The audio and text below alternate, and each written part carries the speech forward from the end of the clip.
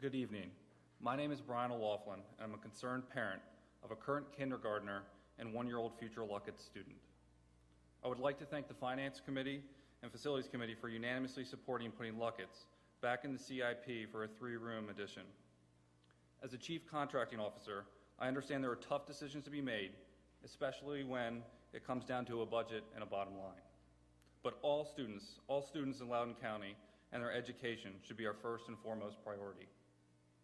One of the school board's core beliefs is that an inclusive, safe, caring, and challenging learning environment serves as a foundation for student growth.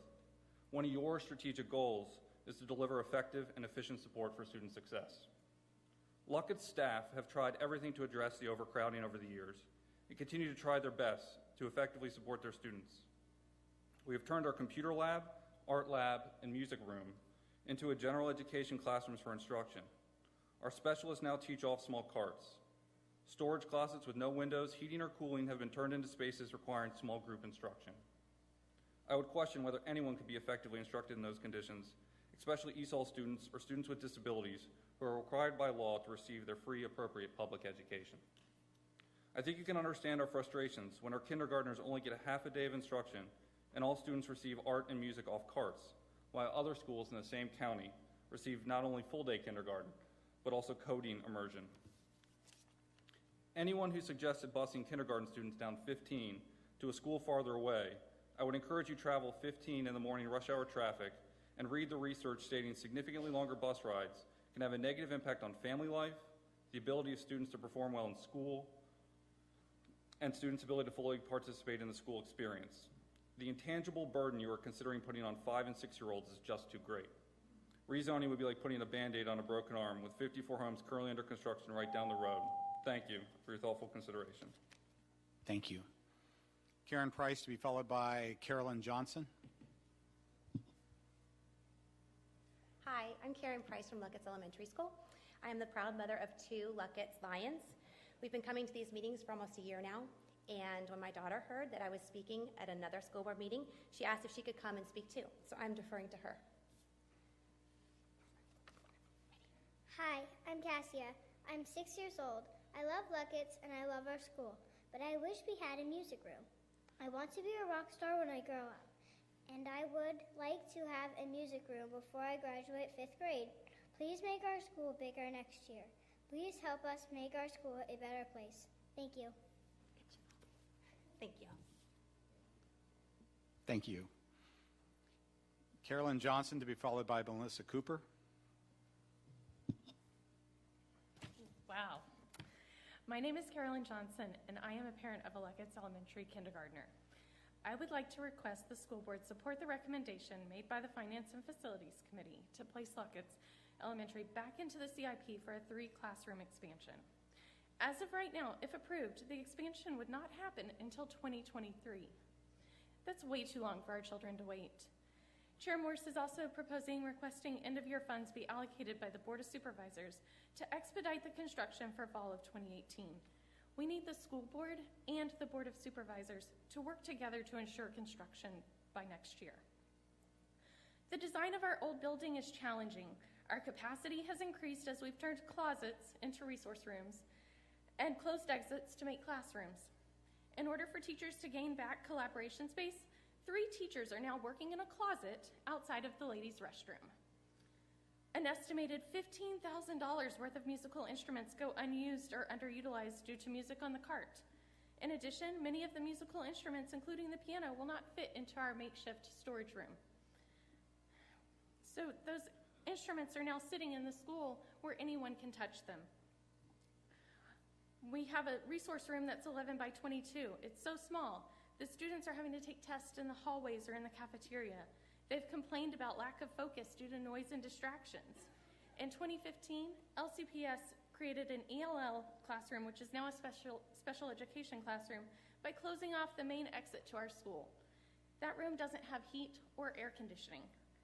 I don't want my child to get any less than any other children in this county.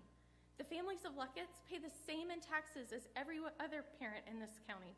We are entitled to a safe elementary school with the same benefits, adequate and safe learning spaces for support services, art, music, and PE, and an infrastructure that supports the increasing amount of technology that schools are required to adopt. Thank you. Thank you. Next item is 11.03, Finance and Facilities Committee FY 2017 Fund Balance Request. Mr. DeKenneth. Thank you, Mr. Chairman. This item is based upon information from Loudoun County in that LCPS may have access, the opportunity to access a portion of the county's 2017 year-end fund balance. At this time, the total amount of the county fund balance is unknown. However, we've begun discussions in the Finance Facilities Committee about what we may request if there is a fund balance, and so one of the first items that was reflected and that is on our needs assessment is that of Lucketts Elementary School, and what the committee voted on was for one of our 5 3-classroom additions that would cost up to $3.1 million. And Mr. DeKenneth, I think you're merging 1103 and 1104. Perhaps we just focus primarily on the fund balance request, and then we can bring it down to Lucketts. I was getting into that. So, Okay. So the first, there's 2 parts to the fund balance request, and so I'm going to break out each one separately. And so the first one was for the 3-classroom addition, which would cost up to $3.1 million. So in order to address several school capacity issues that were identified in the FY18, FY23 school adopted CIP, in that CIP, we included 5 3-classroom additions. And the CIP calls for those additions to be placed in the fall of 2022 with funding in 2021. Currently, the staff has not identified the exact schools that will receive the 3-classroom additions. And the Finance and Facility, as I mentioned, committee has voted and had numerous discussions, but we voted on the 26th to recommend that Lucketts Elementary School be one of the schools slated for an expansion project. So currently, Lucketts Elementary School building is over capacity. It cannot expand full-day kindergarten, has no dedicated art or music room. And additionally, in the FY 17-18 school year, students that are criteria eligible for full-day kindergarten, they're actually being transported outside of their attendance zone to attend Balls Bluff Elementary School for kindergarten classes. An acceleration, and this is where I'll get into that, an acceleration of the project would provide relief to the Lucketts community and those students 2 years earlier than the FY18 CIP original anticipated opening date, which was in the fall of 2022. So if the project were funded out in FY17, as we're requesting here, the fund balance would with funding availability on or about January 2018, those classrooms would be available by next school year. The second part of this fund balance request includes the Lucketts wastewater treatment plant. It should be noted that the FY18 CIP already includes an FY20 project to replace the wastewater treatment plant that not only serves Lucketts Elementary School, but also 3 county facilities. So it's not just for the school. Those county facilities include the community center, a volunteer fire station, and then a new fire station that's under development at this time. The wastewater treatment plant facility is currently planned to be online in the fall of 2021. However, we've been advised that given the proposed addition to the school, it may trigger an acceleration of the wastewater treatment plant.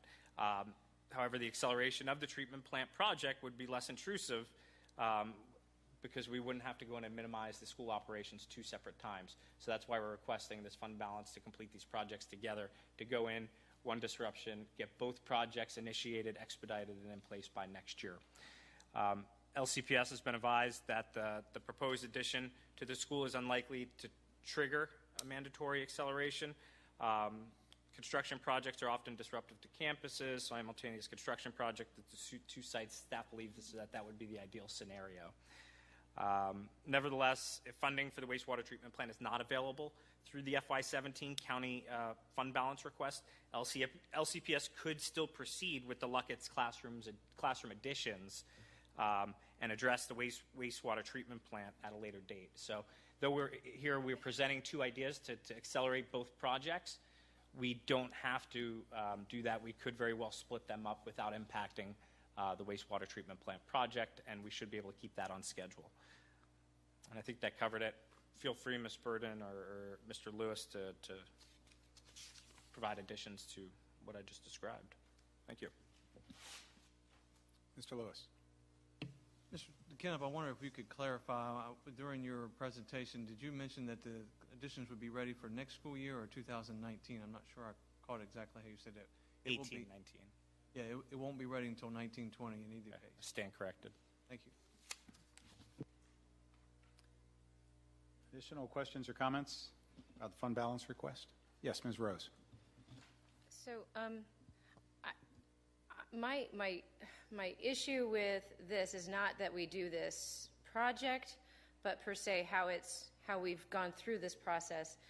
You know, there are other schools that are and older elementary schools throughout our county that were part of the facilities assessment and with significant renovations, upgrades needed. And and some of them in my district that have come to me, and I think everyone remembers Meadowland coming here a lot to talk about a lot of the same issues, you know, that the folks have, you know, from Lucketts have. And I went and toured Lucketts, and I thought it was a lovely school. There are some really nice features to that school that other kids don't have. We don't have a garden, a pond, a courtyard with really wonderful windows, really big classrooms. You have some really big classrooms in and in fact, you know, as the principal pointed out to me, there's some really great space in those classrooms that aren't available in some of our other schools. So there's some really great features of that at that building. But anyways, but nonetheless, just to point out that I have actually been out there and I toured the facility. When Meadowland was coming, and I kept saying to them, I don't have a mechanism to help you. I don't have a mechanism to advocate for you until we get to the CIP process. And I said to them, you need to wait until the CIP process this fall, and then, you know, and that's coming up in the next few months, and we can, you know, really start to get in and have this board look at our needs as presented through the assessment study and make some decisions on where our priorities are going to be. Are we starting at the oldest schools that are in need? Some of those are, you know, older than Lucketts. Are we going to start with where are the you know, bigger needs? What are the things that are more pressing in terms of safety, primarily? Where do we assess smaller projects? Or some of them are going to be, there's like 10 small projects, well, we might as well do a major renovation because that'll be the best economy of scale to get that project done. At any rate, we're not having any of that discussion. We're just having one that went through one area to find a potential budget, some funding in this, you know, through this budget scenario. And, you know, there are a lot of schools that would have liked that, and perhaps some of the older elementaries, you know, that, you know, in Sterling area too, that may not have as active a PTO, that may not recognize, you know, that there are these other avenues to go, you know, try and find a way to get through the process to get funding for much needed improvements.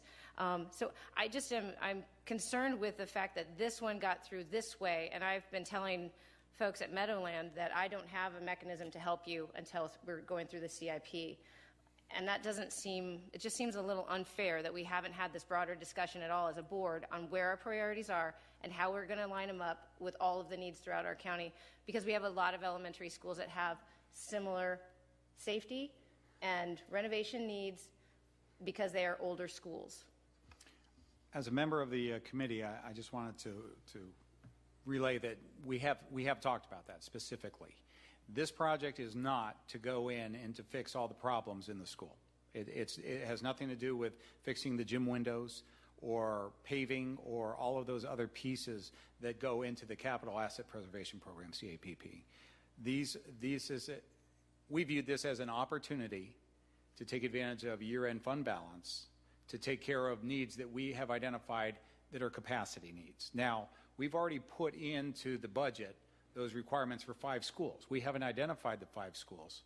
This is one of the schools that the Finance and Facilities Committee voted 3-0 that we believe would benefit greatly from having those extra classrooms. But we're not going in and overhauling the school. So when you talk about the prioritization of those, that is still intact.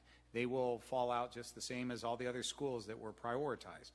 But the capacity issue was different. So that's why we addressed it there.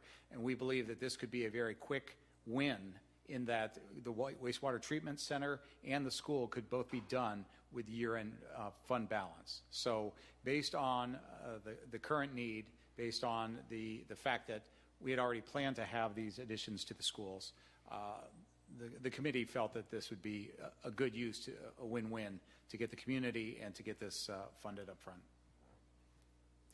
Mr. Hornberger.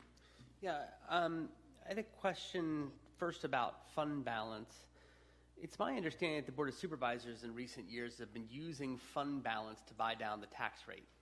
Another way of saying it is they've used the fund balance to provide more funding to Loudoun County Public Schools and to government operations. And I guess I just asked staff, is that a correct statement? I mean, is it and in other words, our request for them to use CIP funds to support projects, could that be negatively impacting our financial position in our operating budget next year? Ms. Burden. It depends on how much money they have. Last year, for example, they funded for us $8.1 million out of fund balance, 2 turfs, and $4.3 million worth of buses. And then they dedicated $47.7 million of fund balance to fund fiscal 18. So, and they've also funded some of their own projects that they delayed talking about during budget. Some things they defer to their fund balance discussion in January. So it could have a negative effect on what they have to use to keep the tax rate down in the next year. But if you look back historically, it looks like they've been able to do both over the past few years, buy a few things that are needed and still have adequate funds to allocate towards the next fiscal year. I mean, because I remember the discussion last year and in years prior, we've often proposed items that would potentially help us in terms of reducing our overall budget request the next year. So transportation items, buses, computer stuff. I mean, and they've been sometimes, I mean, again, I think sometimes they've been welcome that, sometimes they seem to not welcome that, so it's not clear. These items, I mean, at least in terms of I also say often they have looked at advancing items out of the CIP, their CIP or our CIP. So an item like the water treatment plant, which is already slated in anticipating funding in FY22, they've done those kinds of things in the past where they've moved items forward. What's a little bit different here is that we're slating classroom additions that have not been in our CIP specifically for Lucketts. It seems like that would be the difference here, that we're kind of, and my concern is, again, I think it's similar to Ms. Rose, is process-wise. If we do that, are we trumping a process that our CIP goes through in order to identify our needs? That would be my concern. Certainly the Board of Supervisors can move items up that are already in the CIP. They don't need our request to do so. They haven't done that necessarily in the past, or they've kind of made a decision and asked or idea, and then they ask us for our blessing on doing that. And I guess the other point I'd like to make is, and I know this is only an information item, and perhaps we'll have better information when it comes up as an action item. And specific is that, we have the enrollment, the actual September 30th, it's actually September 29th enrollment, and enrollment was down by 30 students at Lucketts. Now, yes, 30 students, some of that, 8 of them are full-day kindergarten students attending Balls Bluff, I think, as Mr. DeKennett mentioned. But in our projection data, in our projection in the CIP, those students are already counted in the projection data and will be, in my understanding, in terms of process, in our CIP. But we're going to get our CIP at the next meeting, and that should have, my understanding, I guess I just double-check that we're going to have projection data for Lucketts in the CIP going forward, because I think that's important to take a look at, especially since enrollment has not materialized at Lucketts as expected. The final point I'd say is that I think we need to look at this in a total picture, because not only with other facilities, but other opportunities to address problems. So, for example, an immediately proximate school in terms of attendance zone is Waterford, that's currently at 57.7% capacity. And that's the 57.7% capacity assumes full-day kindergarten offering. So, I'd like to look a little deeper at, can we solve some of the classroom addition, even if it's one classroom, reasonably through that, or how unreasonable is that? I don't really know, because I haven't analyzed it, or more. But I totally agree with the idea that it'd be better to invest in a long-term permanent structure like classrooms at a school than trailers. And that is consistent with our MOU with the Board of Supervisors. It's kind of consistent with the way Loudoun County has moved. We put those in only temporary. But I do think we need to take a look at, or I'll be looking at a broader picture to see what options are available. Because as long as we have a neighboring school, and I don't know what the distances are involved and all, and it doesn't mean taking a class. I mean, one option the school board could be to take a kindergarten, all kindergartners, move them, but Loudoun County hasn't done that, so that's not something we typically have done. What we have done, though, is make attendance zone adjustments to reduce the number of kids slated to attend a school, and thereby balancing enrollment between two schools, if that makes sense. And I don't know if that does. What I will tell you, though, is we have a school that is adjacent to this one that is only at 57% capacity, assuming full-day kindergarten. Mr. DeKennep. So I got a few comments here. So it's my understanding that our staff has already begun working and having conversations with county staff, and they do think that this would be a feasible project in terms of funding, and that they are supportive of this idea. This conversation, also to clarify, is not just coming up now before the CIP. If you recall, I actually brought this up for a vote during our last CIP discussion, and I've been working on it for the last 11 months ever since that time. So this conversation is not new. I'm not bringing it new today. I've literally worked on it for 11 straight months since the last CIP conversation. Other options, including FDK, staff has come back and said that boundary adjustment wouldn't fix it's not recommended, and it wouldn't fix the kindergarten situation. So that's not a potential solution for Lucketts as I expected. And then in terms of a boundary adjustment, we also looked at that. And what that is going to end up doing is creating another small school where Lucketts, not only now are they facing resource allocation issues, but we would reduce them and put them under that 300 student threshold to where we're going to take additional resources out of the school. Again, for the enrollment drop that you're seeing in the current enrollment, that's due to kids being overflowed to other schools. If we had the 3 classroom addition, those kids would be allowed to go to their home school, which is Lucketts, and the forecast would be where they should be. And so I think I addressed the concerns that I heard. Unless anyone else has any other questions, let me know. I did want to comment on the distribution. Mr. Hornberger talked about, redrawing boundaries. Well, what that would do is that would take out a handful of first graders, handful of second, third, fourth, fifth, and what that would not provide is an extra classroom. So the classrooms that we're talking about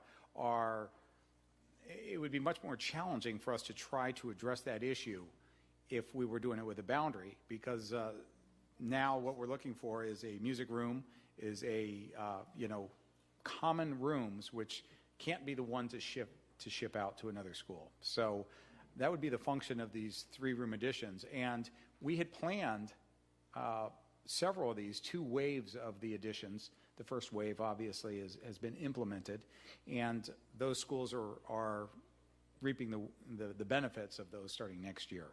So I think what we're trying to do is take advantage of a fund balance with a project that the Board of Supervisors, frankly, was interested in.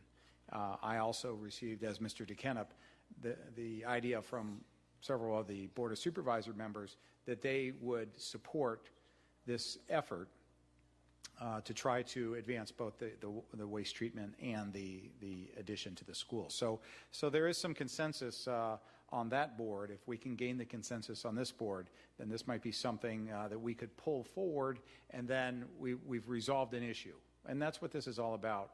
This is an opportunity for us to resolve an issue now, instead of continuing to push it, because frankly, we are shooting for full day kindergarten. We are trying to increase those percentages. This is another opportunity. So there are several opportunities for us to take advantage of by going ahead and supporting this at this point. Ms. Turgeon. Thank you. For me, and I understand where Ms. Rose is coming from as far as, updates and upgrades for some of our older schools. And I know there's been, a lot of the public comment had to do with this, equity across the county and so forth. While I don't disagree with that, I mean, I've worked in schools where, our reading room was, well, we didn't have a reading room. And let's see, our staff lounge, well, no, we didn't have a staff lounge either. And yes, classrooms were in the middle of the, hallway and so forth. And we made it work. I'm not saying that that's ideal. But I do support this expansion based on the concern that I have of being able to accommodate the students that we have in Loudoun County with the facilities that we currently have. And I agree, yes, I know that there are schools adjacent that, have some openings, but I would, challenge Mr. Hornberger to drive from Lucketts to Waterford. There is really not a direct route. So the way that the roads are, you'd have to go into Maryland, come around. So that would be a bit of a challenge.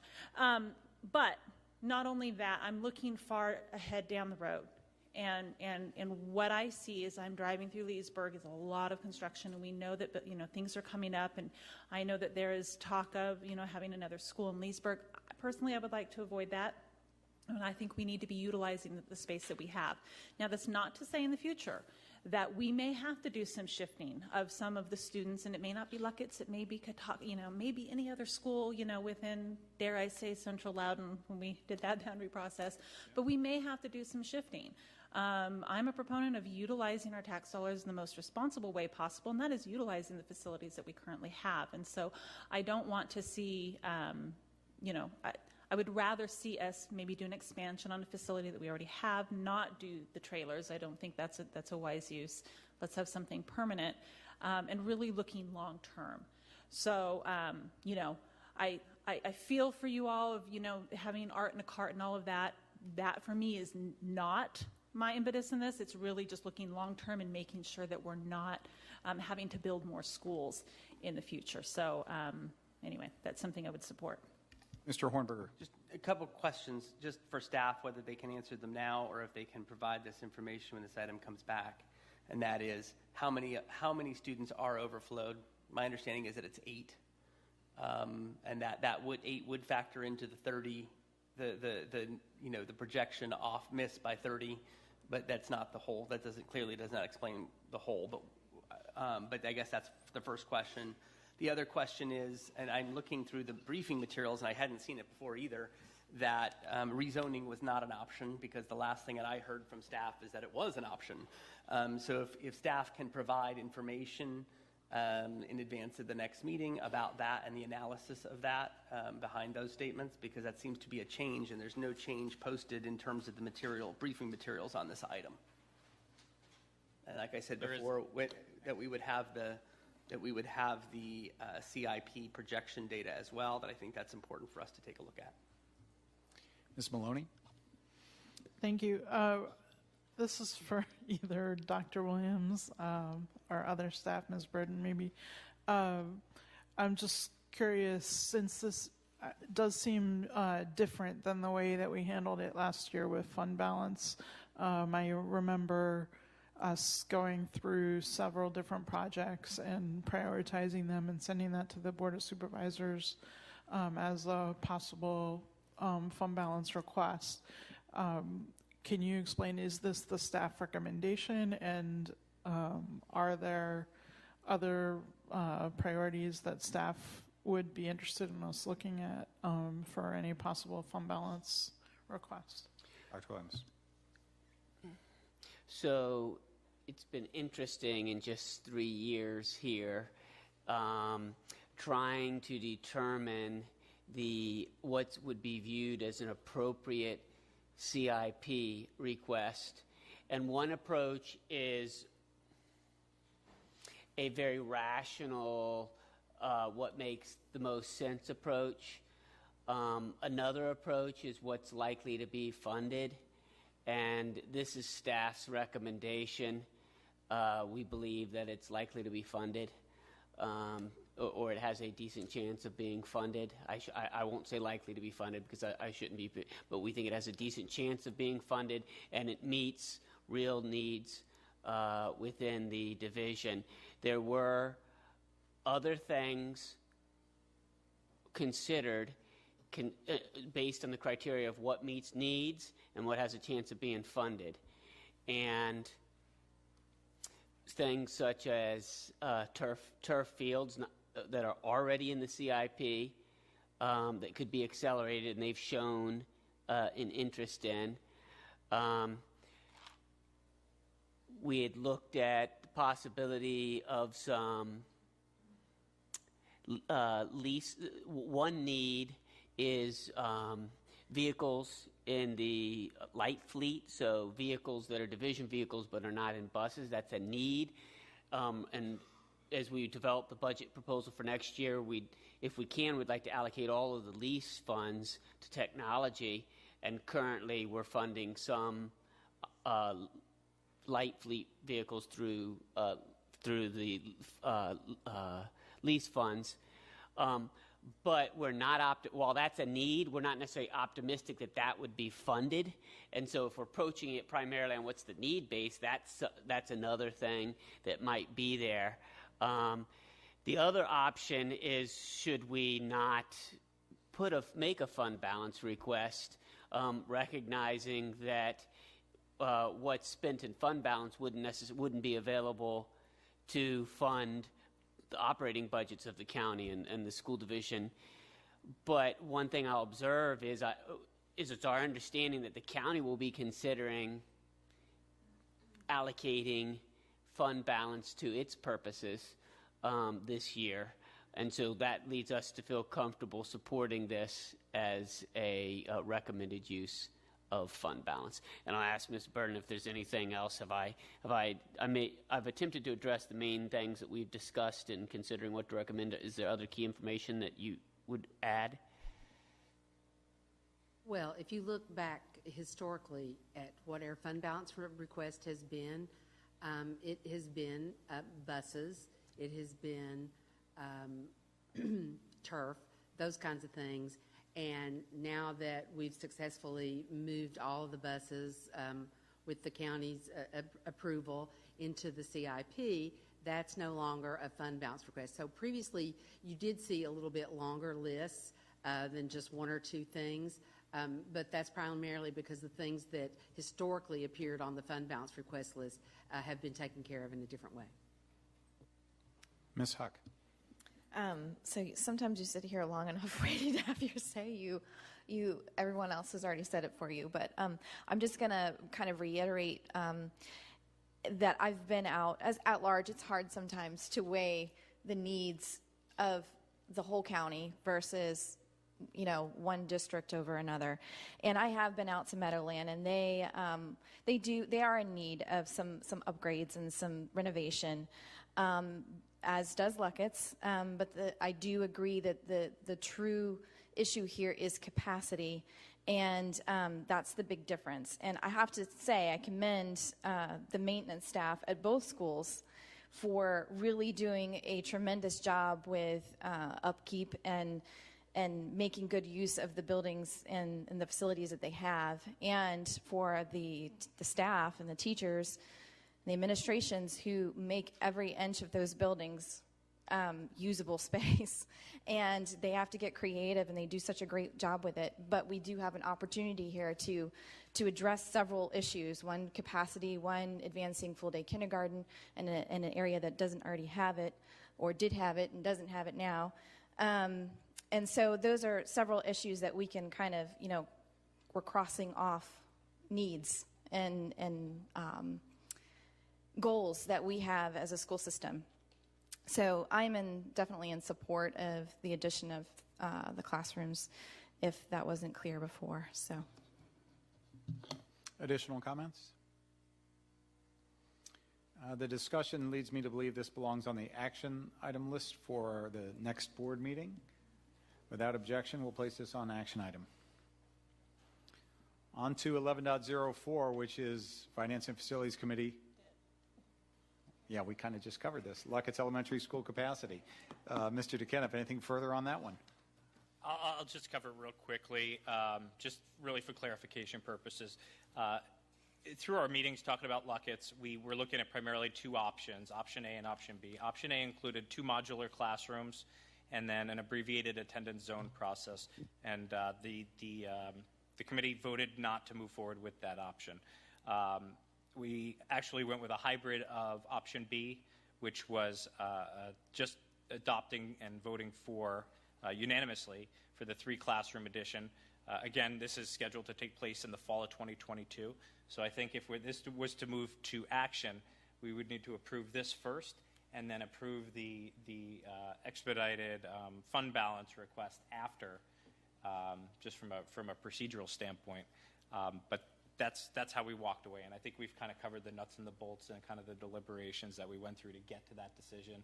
Again, it was a months-long process. We walked and had these conversations for at least 5 to 6 months. So, I mean, if anyone wants any other detail, I'd be happy to walk through those conversations and what those discussions entailed. Thank you. Comments on the agenda item?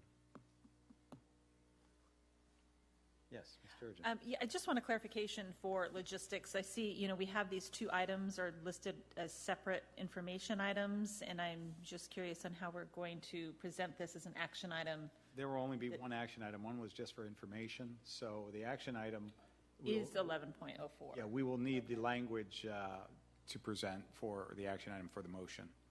So 11.03 was the just for information only, like it typically? Yes, the fund balance request information item, yes. Okay.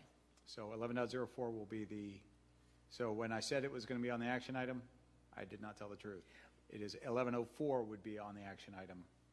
But it is tied to fund balance. I mean, I just would think that it would have to be combined because it is a fund balance. There are 2 things going on here. Number 1 is addressing the actual construction. Number 2 is asking to put it on to the fund balance request. So they're both actually going to be action items. One of them, the first one, 11.03 will be the action item to place it as a request in the fund balance. 11.04 would be to put a 3-room construction on Lucketts. So we will switch them, as Mr. DeKenniff said. Yeah. We'll switch them to put the Lucketts Elementary School vote prior to the fund balance. Okay, yeah, I just wanted to make sure that the action item, when it's listed, is clear that it's a vote on Lucketts and not just for the public, so that when they read through it, I just didn't want. My fear was that 11.04 would be struck and we would just be voting on fund balance. Yeah, so both of those would have to be voted on. Okay, all right, thank you. Good point. Ms. Rose. Yeah, I just want to clarify that the concerns I raise are not about the need. I absolutely, totally agree that the classroom addition is a way to address what is a need there. In some ways, it's an option. It's a viable option. I'm not saying that they have a perfect situation there that doesn't need addressed. My concern is process, fairness, and to make sure that we are doing this in mindful of all of the needs across the county, of which there are competing. There's this amount of money, and we have these older schools that need renovation, and I had always thought we were going to go through that process thoughtfully in the CIP, where we balance the priorities and determine how we're going to go about that, addressing those needs. So it wasn't necessarily saying to you folks that you don't have some needs, but there are many elementary schools across the county where you're going to find there isn't a teacher lounge anymore. It's in a hallway, or it's on the stage, or just not happening, as it is, I think, at Lowe's Island right now. There isn't one.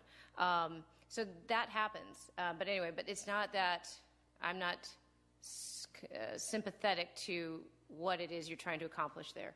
I'm just trying to do it through the right process. Additional comments? Yes, Ms. Maloney. The part about reassigning the kindergarten students to Waterford, that's not something that we're going to vote on, right? That's just something that staff would decide whether they want to do that or not. No, that was one of the options being discussed. It was not supported by the committee members, so that will not be on a vote. So the option B will just be the 3 classroom addition Yes, part? it was a kind of a hybrid, as Mr. Jones Okay, said. I missed that part. Thanks. Additional comments? Okay, seeing none, we'll place that on the action item list as well for our next board meeting on